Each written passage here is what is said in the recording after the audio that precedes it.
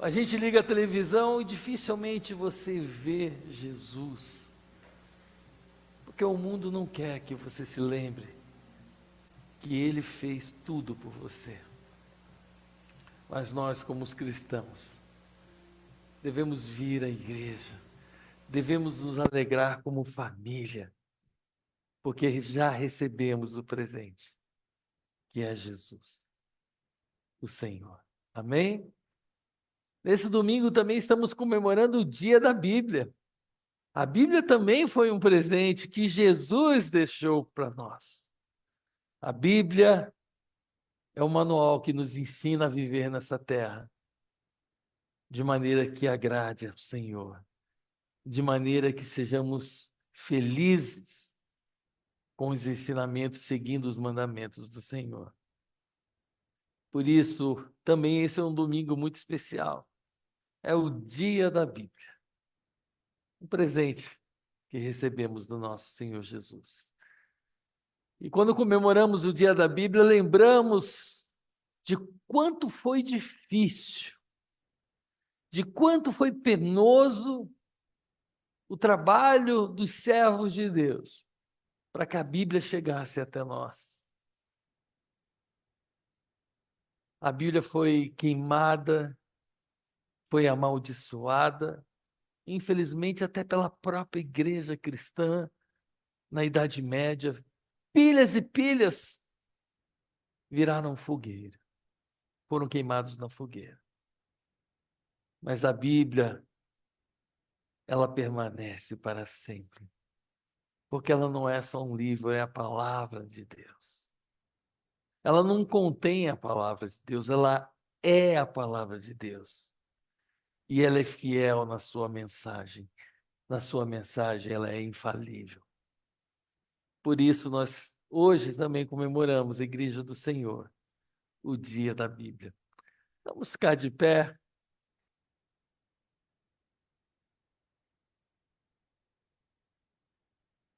Vamos ler a palavra de Deus todos juntos, de forma uníssona, a igreja toda. Vamos ler o Salmo. Projeta para mim, Eric, eu desmarquei aqui o 113. Isso, Salmo 113. Vou ler na versão a revista atualizada. Isso. Aleluia! Louvai, servos do Senhor. Louvai o nome do Senhor. Bendito seja o nome do Senhor, agora e para sempre. Do nascimento do sol até o acaso, louvado seja o nome do Senhor. Excelso é o Senhor, acima de todas as nações, e a sua glória acima dos céus. Quem há semelhante ao Senhor nosso Deus, cujo trono está nas alturas? Quem se inclina para ver o que se passa no céu e sobre a terra? Ele ergue do pó o desvalido e do monturo o necessitado, para o assentar ao lado dos príncipes, sim, como os príncipes do seu povo. Faz que a mulher estéril viva em família e seja alegre a mãe de filhos. Aleluia, aleluia. Louvado seja o nome do Senhor. Vamos orar mais uma vez. Pai amado, nós te adoramos, Senhor. Nós te louvamos, nós te agradecemos pela tua palavra, Senhor, que é viva, que é eficaz, que é como espada de dois gumes que penetra o mais profundo da nossa alma. Obrigado, Senhor, porque hoje comemoramos o dia do presente que o Senhor Jesus nos deu, a tua palavra, a Bíblia Sagrada. Obrigado, Senhor Jesus, porque ela transforma a vida, porque ela liberta os cativos, aqueles que estão dominados pelas forças do mal, do maligno, os escravos do pecado. Senhor, ela também tem o poder de libertar. Senhor, o pior dos piores, dos seres humanos.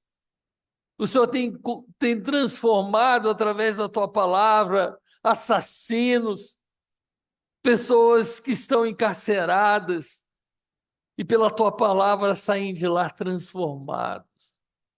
O Senhor tem transformado, Senhor, o pior dos miseráveis que somos nós, porque às vezes achamos que somos dignos de alguma coisa, mas diante da tua grandeza, diante do teu poder, da tua majestade, não somos nada, nem sequer merecedores de levar a nossa voz ao Senhor.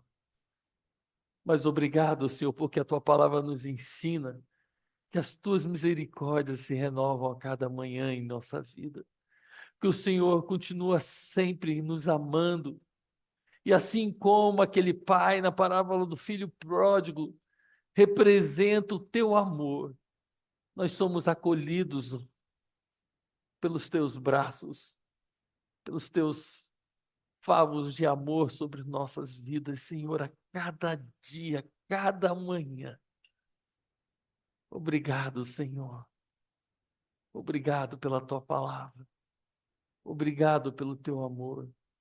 Obrigado porque o Senhor nasceu e nos trouxe as boas novas de grande alegria. Louvado seja o teu nome. Oramos em nome de Jesus. Amém. Amém, Senhor. Podeis se sentar, queridos. Eu queria dar alguns avisos especiais agora, no começo. Domingo que vem é dia 17, é isso? Domingo que vem é o nosso culto de Natal. Um culto especial, vamos ter uma cantata de Natal.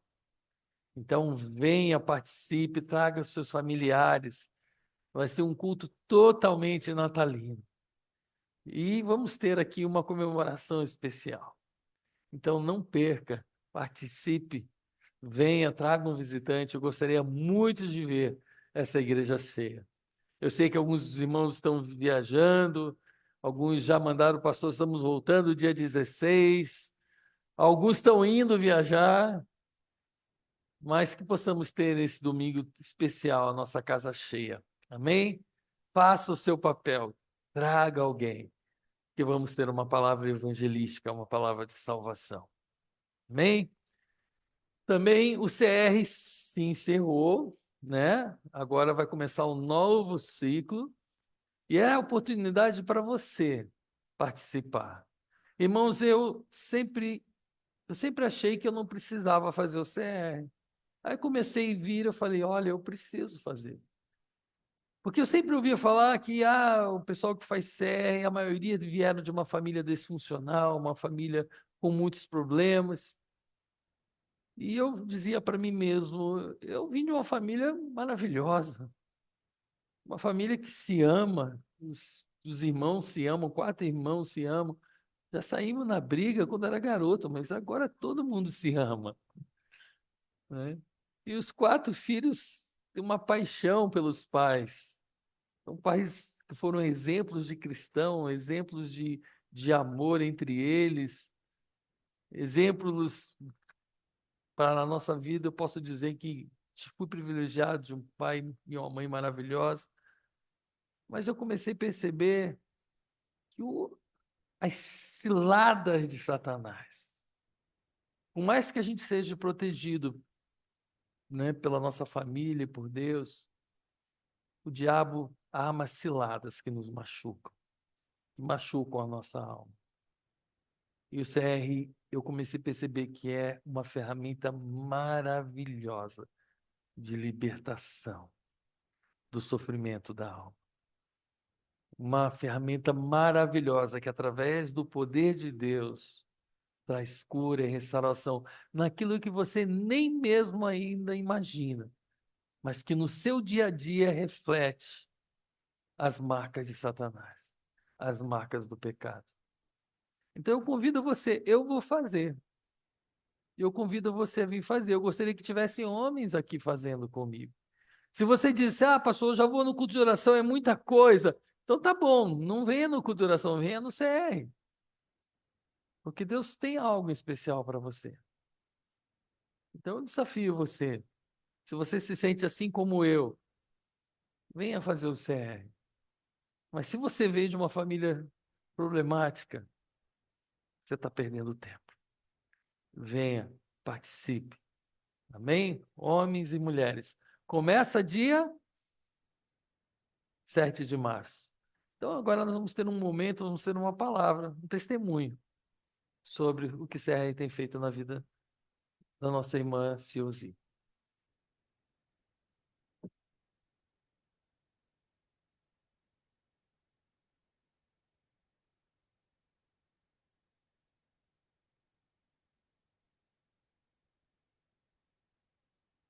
Eu fiz um breve testemunho, mais organizado, para que Deus possa usar na vida dos irmãos.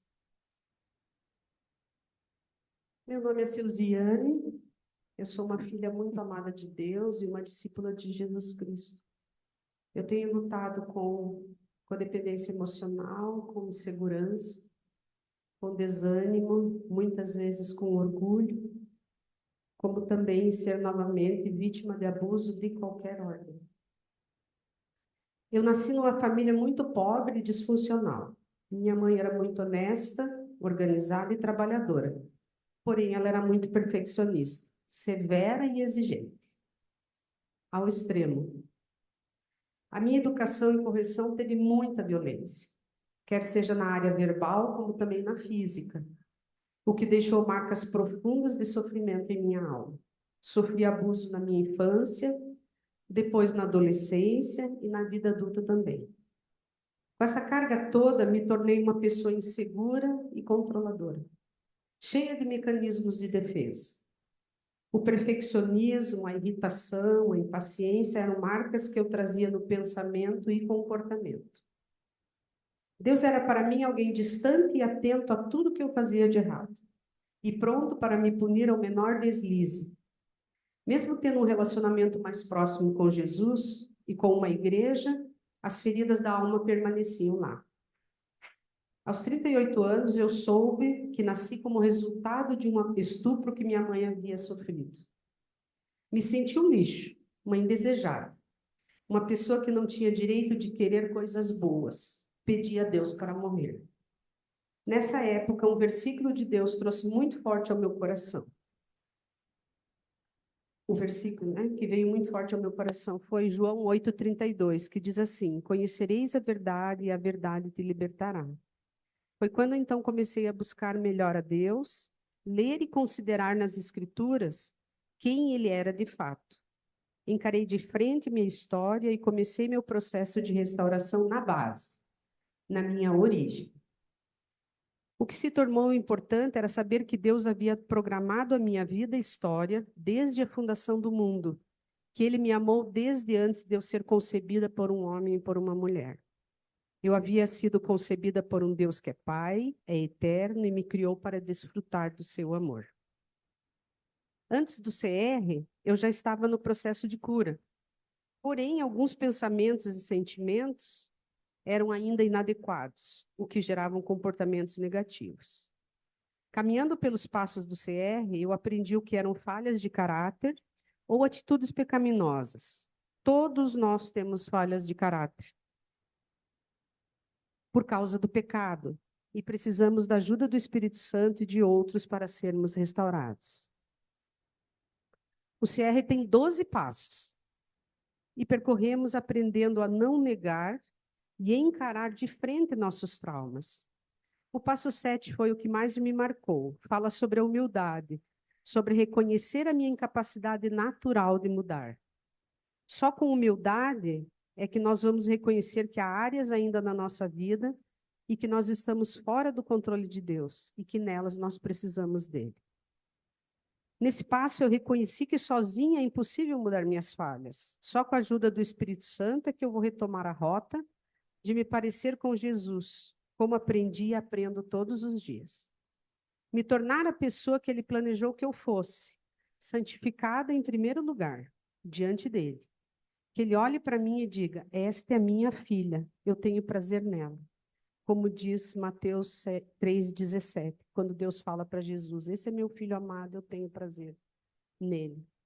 Agradeço a Deus pelo seu amor incondicional, por me aceitar na sua família e principalmente por me mostrar que sou muito amada por ele. Ao longo da minha jornada de restauração, pessoas do grupo me incentivaram a olhar para Jesus, como também me ensinaram a olhar para as lutas, para as dores, as conquistas, e usar todas essas ferramentas para testemunhar a outros que Deus cura, Deus restaura, Deus liberta, e principalmente Deus ressuscita sonhos. Os companheiros do CR me ensinaram, me ouviram, oraram por mim e me mostraram que todos temos algo para restaurar a nossa vida. E que o CR não é somente uma escola de restauração pontual de alguns meses, mas um estilo de vida para quem quer olhar para dentro de si e ver Jesus crescendo e o eu diminuindo. Para quem quer usar talentos e dons para a glória de Deus, para quem quer se esvaziar de si mesmo e ser cheio do Espírito Santo de Deus. O pastor falou uma coisa muito pontual, eu vou aproveitar só fazer um comentário breve. Quando ele disse, né, sempre eu admirei muito a postura dele quando ele fala sobre a sua família, seus pais, seus relacionamentos. E hoje eu vi algo diferente, porque embora ele tenha tido tudo isso dos seus pais, ele nasceu no pecado. Né? A Bíblia diz que todos nós nascemos por causa do pecado. E muitas vezes não são os pais da gente que fazem, mas o pecado que está ali, que geram nossos traumas. Muitas pessoas hoje têm posturas, pensam e agem por aquilo que elas sofreram lá atrás. Muitas vezes os pais foram bons, mas em algum momento eles sofreram um trauma, às vezes nem os pais sabem. Né? E o CR dá para nós essa possibilidade de visitar as nossas dores, os nossos traumas, e num grupo onde há muito sigilo, isso é uma coisa fundamental no CR. O que a gente fala aqui, o que a gente vê aqui, fica aqui. Né? Então, um grupo onde tem segurança, onde tem confiança, e a gente pode se despir das nossas armaduras. Né? E cada um sabe qual é a sua armadura. Né? Cada um sabe naquilo que luta, naquilo que tem dificuldade, e que muitas vezes não está conseguindo sozinho. Eu fiquei muitos anos dentro da igreja, com a minha alma ferida. E eu vejo hoje muitos irmãos com alma ferida. O CR está dando para nós a possibilidade de começar a reverter essa história que a gente tem. E poder falar, né, receber a vida abundante que Jesus dá para nós. Ele diz, eu vim para que tenham vida e a tenham em abundância. Muitas vezes nós não estamos tendo essa vida em abundância, que é paz, que é tranquilidade, que é sentimento de pertencimento com Deus. E o CR é um projeto que trabalha com isso. Então, eu desafio os meus irmãos, né? Vale a pena. Se você quer conhecer mais a Deus, se você quer estar melhor preparado para servir a Deus, venha para o CR. Amém?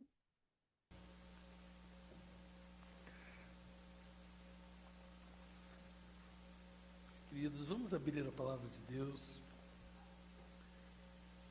em Mateus, capítulo 1. As crianças, eu sempre esqueço, não sei porquê. Eu acho que eu estou querendo que as crianças fiquem aqui. Vocês querem ficar aqui? Não. Então venha.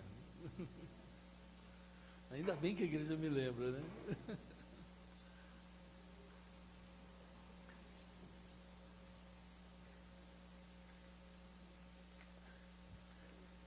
Renato, vem então.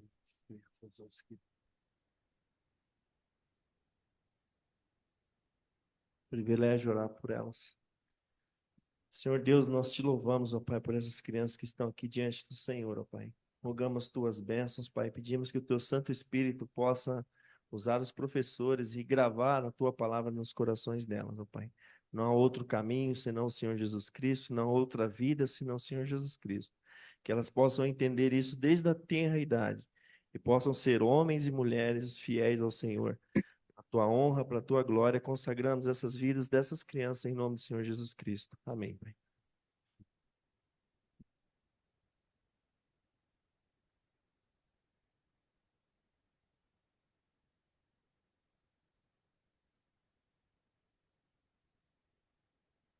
Queridos, vamos abrir a palavra de Deus em Mateus 1, 18, Mateus 1, de 18 a 23. Vamos mais uma vez refletir na mensagem do Natal. Essa pregar sobre Natal, todo pastor ele quer trazer algo diferente quando vai pregar, né? A gente quer trazer novidade. Eu falei, Senhor, 3 mensagens sobre o Natal, sem repetir as mensagens dos anos anteriores.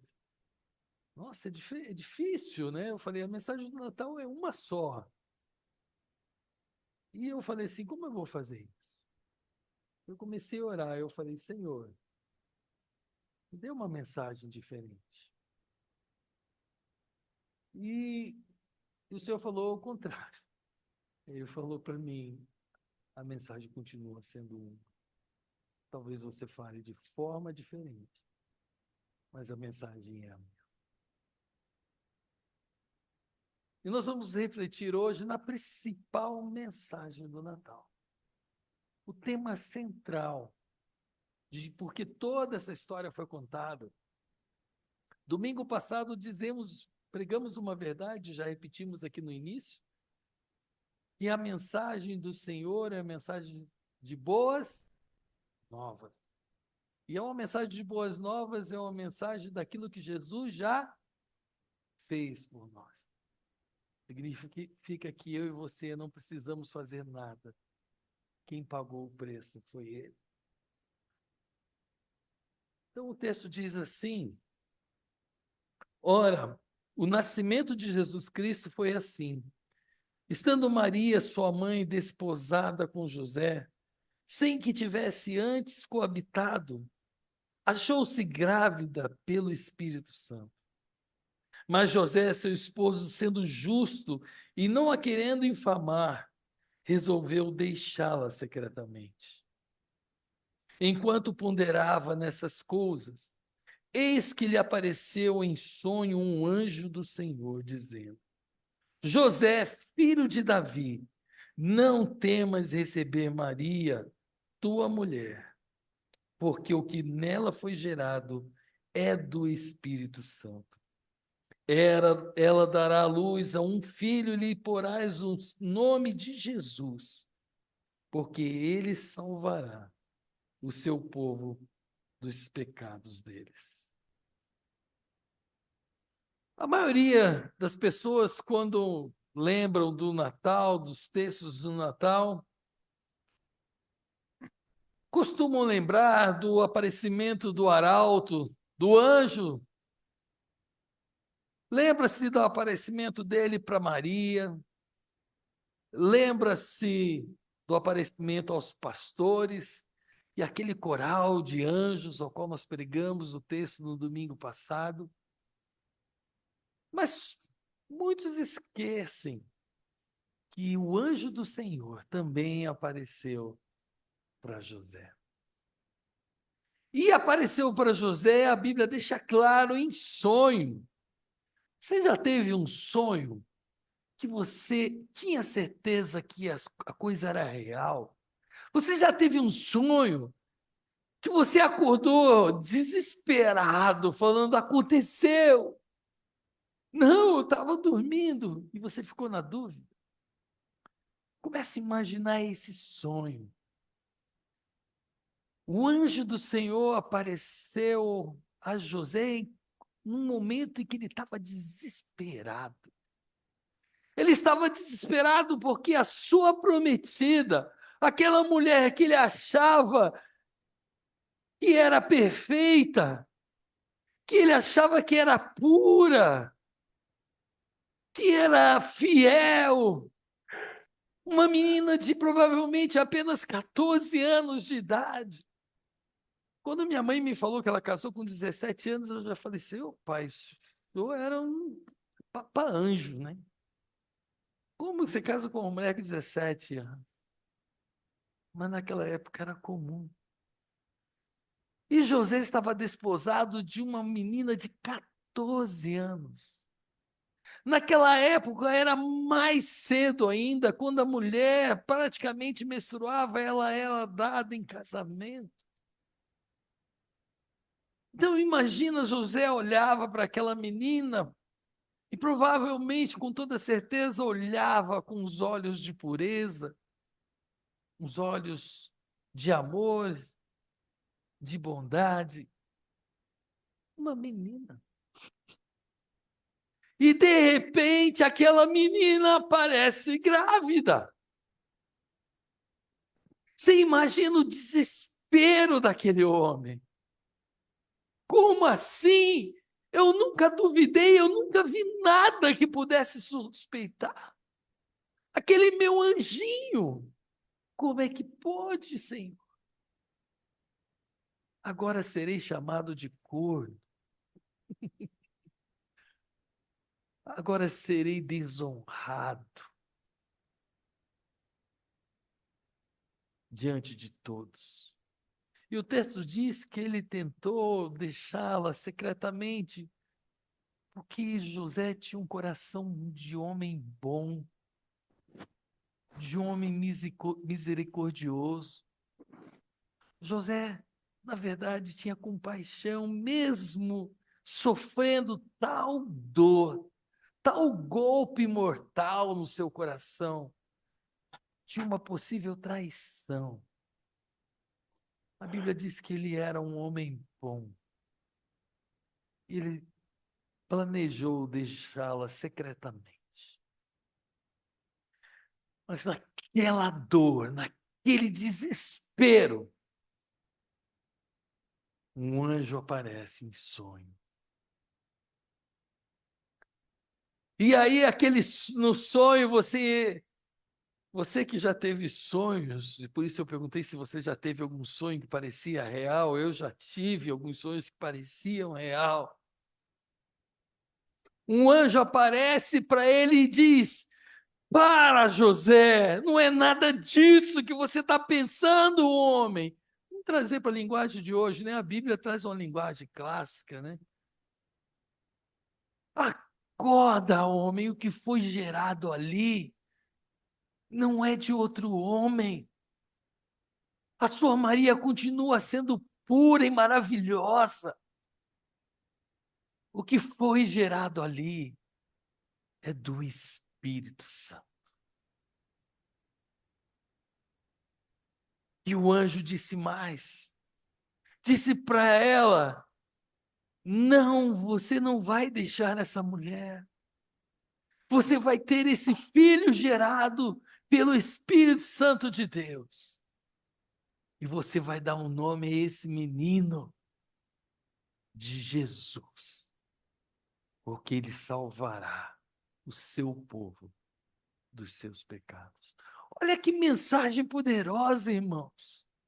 Não somente ele diz para José que aquele menino, aquela criança seria menino, que aquela criança deveria ser chamado Jesus, e que aquela criança seria o salvador do povo dele, e não de Roma, mas seria salvador porque perdoaria todos os pecados da humanidade.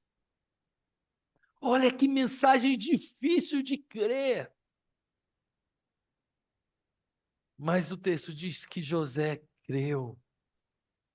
Que José, ao acordar, não duvidou daquele sonho. E que ele fez conforme o anjo lhe havia dito. Queridos, Mateus enfatiza de várias formas a mensagem central do Natal de Jesus. E a mensagem central, a premissa teológica, a mensagem poderosa e verdadeira e única do Natal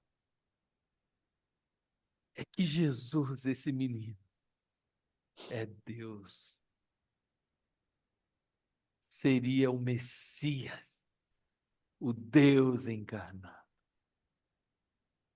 Jesus é Deus. Jesus não é apenas um grande mestre, não seria apenas mais um mestre. não seria um ser angelical, mas Deus em pessoa. Os gnósticos daquele tempo e do nosso tempo dizem que Jesus é um espírito elevado.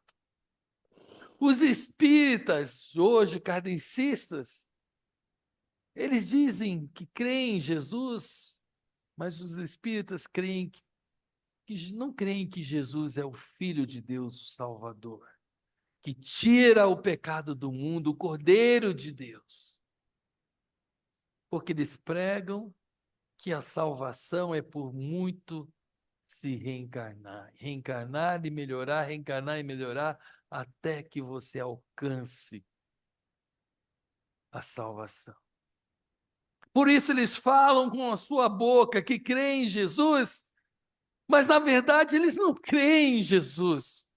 Na verdade, eles não creem nessa mensagem central verdadeira, que Jesus tiraria o pecado do mundo, que seria essa mensagem de boas novas, onde eu não preciso fazer nada, apenas aceitar o presente de Deus. Porque o preço foi pago e ele salvaria o seu povo dos seus pecados. Os testemunhas de Jeová acreditam que Jesus é o Filho unigênito de Deus e que sua vida começou no céu e é descrito como a primeira criação de Deus e que representa a exata imagem de Deus, mas acredita que seja uma entidade separada e não parte da Trindade e não é Deus. Olha que mensagem sutil. Eles creem que Jesus é o Filho unigênito, parecido conosco. Eles creem que ele nasceu no céu, mas eles não creem que Jesus é Deus. Em João, capítulo 1, versículo 1, a Bíblia afirma: "E o Verbo se fez carne e habitou entre nós." João diz que o Verbo, Jesus, se fez carne e habitou entre nós. E vimos a sua glória. Vamos abrir lá em João 1. Vamos ler todo o versículo. Diz assim: "No princípio era o Verbo, e o Verbo estava com Deus, e o Verbo era Deus. Ele estava no princípio com Deus, e todas as coisas foram feitas por intermédio dele, e sem ele nada do que foi feito se fez. A vida estava nele, a vida era a luz dos homens. A luz resplandece nas trevas, e as trevas não prevaleceram contra ela." O texto é claro, e o Verbo era Deus. Ele está se referindo a Jesus. E a palavra verbo é logos, é a ação, aquele que criou todas as coisas. O Verbo era Deus. O Verbo é Deus. Então, essa mensagem dos testemunhos de Jeová também não é uma mensagem que vem do Senhor. Não é uma mensagem de verdade, mas parece verdade. João 10:30 diz: "Eu e o Pai somos um." No versículo 20, o anjo diz a José que a vida humana era em desenvolvimento dentro de Maria. Provém não ser humano qualquer, mas do Pai Celestial. Assim, José fica sabendo que será pai de Jesus, apenas no sentido secundário. Maria estava grávida do Espírito Santo e Deus é o verdadeiro Pai. Contudo, essa declaração mais direta da identidade de Jesus aparece no versículo 23, em que Mateus cita Isaías 7,14. Isaías 7,14. A virgem ficará grávida e dará à luz a um filho, e ele se chamará Emanuel, que significa Deus conosco. Queridos, Jesus é Deus. Essa é a mensagem central do Natal, que o mundo não quer que você acredite. Que o mundo não prega, que o mundo não fala na televisão. Você já viu a televisão dizendo que Jesus é Deus? Ela não fala para você. A decoração da cidade não fala, tem presépio, tem árvore de Natal, tem Papai Noel, mas ela não diz que Jesus é Deus. Jesus criou todas as coisas. Por isso ele não é igual a José. Por isso Jesus não é igual a Maria. Por isso Jesus não é igual aos apóstolos João, Pedro, Tiago, Paulo. Nenhum desses pode ser chamado de o Verbo. Nenhum deles pode ser chamado de Emanuel. Só Jesus é Deus. Você consegue notar que o mundo e até algumas igrejas cristãs não professam a verdade central do Natal? A mensagem, a premissa. A gente ouve até falar que Maria é mãe de Deus. Pode ser mãe, assim como José, de forma secundária, porque foi usada por Deus. E é agraciada, e é maravilhosa. E é foi uma mulher incrível, uma mulher abençoada, a melhor encontrada em toda a sua época, nenhuma outra igual. E deve ser honrada por isso. Mas ela não é Deus. Jesus é Deus. Por isso, quando em Caná da Galileia acabou o vinho, e foram até a Maria dizer: mulher, acabou o vinho. E ela olhou para aquele povo e disse: faça o que ele vos disser, porque ele é Deus, eu não.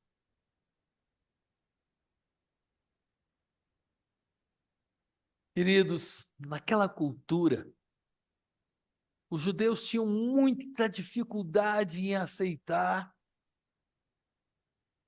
essa mensagem. E até hoje eles continuam tendo que Jesus é Deus.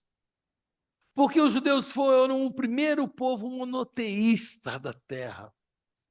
E ele foi ensinado que só há um Deus, Jeová, Yahvé, em hebraico. Por isso a cultura deles era muito difícil aceitar que Jesus pudesse ser Deus. Já os gentios tinham uma cultura totalmente diferente. Os gentios criam em vários deuses. E para eles, Zeus poderia encarnar. Para ele, qualquer deus da mitologia poderia se encarnar em forma de homem e fazer algo que lhe agrade. Por isso, para os judeus, talvez fosse mais fácil entender que Jesus fosse Deus. Mas a mensagem desse texto diz que Jesus é Deus mas continua dizendo que só há um único Deus. Deus Pai, Deus Filho e Deus Espírito Santo. Quando os judeus começaram a ler as profecias, esse texto de Isaías 7,14, que diz: uma virgem ficará grávida e dará à luz a um filho, e ele se chamará Emanuel, que significa Deus conosco. Os judeus tinham dificuldade de entender que isso seria de forma literal, pois a cultura deles, eles foram ensinados que só haveria um Deus. Então, na cabeça deles, eles achavam que seria de forma figurada, que o Messias seria apenas um representante de Deus para libertar o seu povo do Império Romano. O que eles não sabiam é que essa mensagem seria muito mais poderosa do que um mensageiro de Deus. Que essa mensagem seria muito mais transformadora, porque seria o próprio Deus de forma o texto literal. Deus conosco. E que se Deus realmente está conosco, Ele tem poder não somente de libertar da escravidão o seu povo, mas tem poder de libertar do inferno e de nos dar vida eterna. Essa mensagem transformadora tocou no coração de João, um judeu. E a vida de Jesus convenceu não somente o judeu João, mas convenceu Mateus, o judeu, convenceu Marcos, convenceu Tiago, convenceu Pedro, o judeu, o zelote, aquele que gostava de lutar pela liberdade. E convenceu a muitos, pois a Bíblia revela que em Atos, só naquela noite, mais de 2.000 almas. É isso, né? Você que é bom em números. 3.000 almas. Renata é melhor que eu. Não. Quando ele fala do texto, ele tem uma memória fotográfica. Mais de 3.000 almas se converteram. E essa mensagem se espalhou pela humanidade. E continua transformando vidas. Queridos, a segunda mensagem desse texto, nós vimos a principal. Mas a segunda mensagem desse texto, deixa eu me achar aqui que o meu filho imprimiu para mim. Deixa eu ver se ficou na ordem direitinho. Cortou aqui a... Mas a culpa não foi dele, não. Foi da minha diagramação aqui. A segunda mensagem desse texto é que Jesus Cristo, a vida de Jesus, depois de a gente aprender que Jesus é a Deus, esse texto nos ensina que quando Jesus entra na vida de alguém, essa pessoa precisa ter coragem. Desafiou ele a ter uma vida de muita coragem, não somente para enfrentar a zombaria, o escárnio, a humilhação, a desonra, porque a cultura daquela época, um homem seria totalmente desonrado, se tornaria um homem de segunda classe, um homem totalmente sem dignidade. E aí, na época, não tinha o CR para José. Né, meu Deus? Não tinha o CR para José. Quando Jesus entrou na vida de José, ele não somente foi desonrado, mas a sua vida começou a correr perigo de vida. Quando Jesus entrou na vida de José, além de ser humilhado, você conhece a história? Herodes tentou o quê? Matar a criança. E você sabia que naquela época, quando o exército invadia, quando o inimigo entrava, ele não tinha piedade. Ele matava todos, crianças, homens, mulheres, mães, filhos. Era uma época sem dó. E a Bíblia diz que José e Maria tiveram que fugir de Belém para o Egito, porque as suas vidas corriam perigo. Queridos, quando Jesus entra na nossa vida, nós também precisamos ter coragem. A Bíblia fala que nós seremos perseguidos por causa de Jesus. A Bíblia fala que nós seríamos zombados, que nós sofreríamos escárnio, que nós seríamos humilhados por apenas levar o nome do nosso Senhor Jesus. Quando Jesus entra na nossa vida, nós precisamos ter uma vida de coragem. Queridos, hoje a igreja no Brasil é livre, mas mesmo assim somos levados por ignorantes. Muitas vezes nos consideram pessoas indoutas, pessoas que são, como é que se diz, influenciáveis, pessoas manipuladas.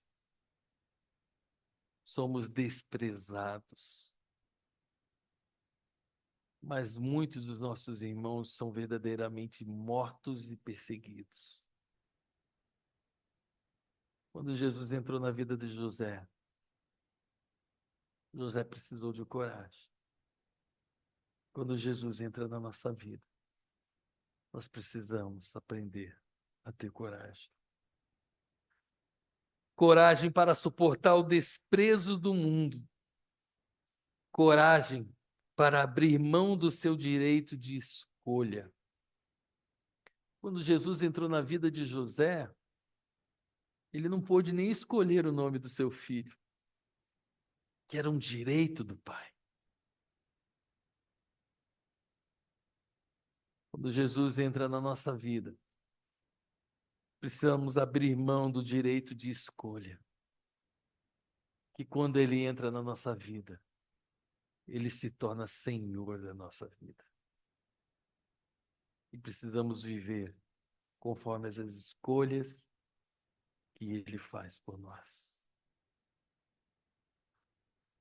Quando eu tenho pregado o evangelho para pessoas não crentes, uma frase muito comum que eu escuto é dizer: eu tenho interesse em aceitar Jesus, mas desde que eu continue a fazer as coisas que eu gosto, desde que eu continue a minha vidinha, fazer as coisas que eu gosto, né? Tomar minha biritinha, encher minha cara no final de semana,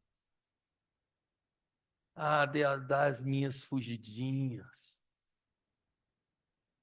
falar palavrão na hora que eu quero. Eu quero aceitar esse Jesus, mas desde que eu continue fazendo as coisas que eu acho que é certo. Quando Jesus entra na nossa vida, ele escolhe por nós. Ele passa a ser o nosso Senhor. Quando Jesus entra na nossa vida, nós precisamos ter coragem de reconhecer que nós somos os pecadores. E Ele é a nossa salvação. Queridos, Jesus pagou o preço. Jesus fez tudo por nós. Isso é verdade. É a verdade do Natal. Mas também é verdade que Jesus é Deus. E Ele é Senhor. E Ele é que decide se eu vou viver ou se eu vou morrer. Esse texto diz que o Salvador, Jesus, perdoaria o pecado de todos. Mas para isso acontecer, é preciso que a gente tenha coragem de aceitar o presente de Jesus, de aceitar esse nome, de aceitar que Ele é meu Senhor, de aceitar que Ele é Deus conosco, que Ele tem a chave do céu e do inferno, que Ele tem a mensagem de vida eterna, pois Ele disse: eu sou o caminho, a verdade e a vida. Ninguém vem ao Pai se não for por mim. Não vai ser pelos apóstolos, não vai ser por José que você vai a Deus, não vai ser por Maria que você vai a Deus. Mas ninguém chega aos céus. Ninguém tem a vida eterna se não for por Ele. Essa é a mensagem verdadeira do Natal. Ele é o Emanuel, o Deus conosco. Você quer aceitá-lo? Você quer esse Jesus para você? Você quer ter a experiência de ter o Senhor Criador dos céus e da terra em sua vida? Basta você aceitar o seu amor. Basta você ter coragem de recebê-lo em sua vida. Basta você ter coragem em obedecer aquilo que Ele tem nos ensinado através da sua palavra. Ele é o Emanuel. Ele é Deus conosco. Amém? Que Deus nos abençoe, meus irmãos. A mensagem do Natal é uma só. Cabe a nós levar essa mensagem. Amém? Vou pedir para a Nívia vir aqui tocar, nós vamos cantar um cântico. Nesse momento, eu queria fazer uma pergunta para você. Você sabia dessa verdadeira mensagem do Natal? Você já tinha ouvido falar disso? Você já tinha compreendido a verdadeira mensagem do Natal? Ou será que a tua vida toda você ouviu falar sobre o Natal? Um Natal de fraternidade, um Natal de paz, de harmonia entre os povos, de Papai Noel, aquele que vem, e o bom velhinho, de que todos os caminhos levam a Deus. Eu quero desafiar você a ter coragem e ser sincero e dizer: não, eu nunca tinha ouvido essa mensagem. Dessa forma eu nunca tinha ouvido. E eu quero desafiar você a ter coragem de dizer: eu quero essa mensagem do Natal para a minha vida. A partir de hoje eu vou mudar. Eu vou carregar o nome do meu Jesus no meu coração. Se você quer, se você hoje entende pela primeira vez, e quando todos baixem a sua cabeça, esteja em oração, dê um passo de fé, de coragem, levante a mão. Eu digo, eu quero essa mensagem. Hoje eu entendi de verdade. Se você sente a sua mão agora querendo levantar, é porque o Espírito Santo de Deus quer que você levante. Mas se você sente ela pesada, é porque Satanás não quer que você levante. E em nome de Jesus eu repreendo Satanás. Levanta sua mão, tenha coragem, porque ele disse: aquele que me confessar diante dos homens, eu confessarei diante do meu Pai que está no céu. Mas aquele que me negar diante dos homens, eu também o negarei diante do meu Pai que está nos céus. Você quer o teu nome no livro da vida? Confesse com a sua boca que Jesus Cristo é o Senhor, que Jesus é o Emanuel, que Jesus é o Deus conosco. Tenha coragem, levanta a sua mão, pelo menos uma vez, diga: eu creio. Que eu quero orar por você. Tenha coragem, dê um passo de fé, não tenha vergonha. Estão todos orando. Se você nunca tomou essa decisão, hoje é o dia. Levanta a sua mão.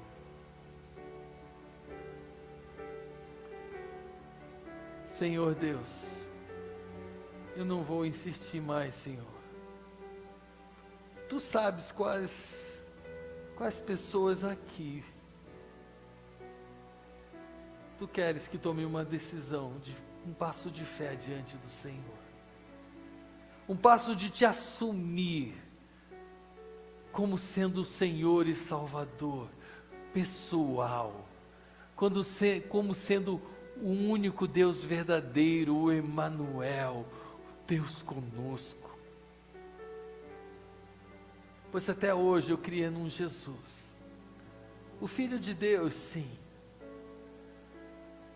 mas eu nunca imaginei que o Jesus pregado pela humanidade fosse um Jesus diferente da verdadeira mensagem do Natal. Senhor, que essas pessoas não reclinem a sua cabeça no travesseiro antes de tomar essa decisão de entregar a sua vida a Jesus, de confessar diante dos homens e diante das potestades do mal que Jesus agora é o seu Senhor. Pai, se há pessoas aqui, Tu sabes, Senhor, não sou eu. Eu não sei, Senhor, de verdade. Eu posso achar, mas eu não sei. Porque essa é uma decisão muito íntima de cada um. E eu sei que o Senhor respeita cada coração, Senhor. Mas que Teu Espírito Santo possa tocar para que haja salvação, Senhor. Para que nomes sejam escritos no livro da vida. Porque o Teu Evangelho, Senhor, é um Evangelho de arrependimento. É um Evangelho de humildade, de quebrantamento. Onde eu sei que eu dependo do Senhor. E o Senhor é o meu Deus, o meu único Deus. Eu oro, Senhor, em nome de Jesus. Amém.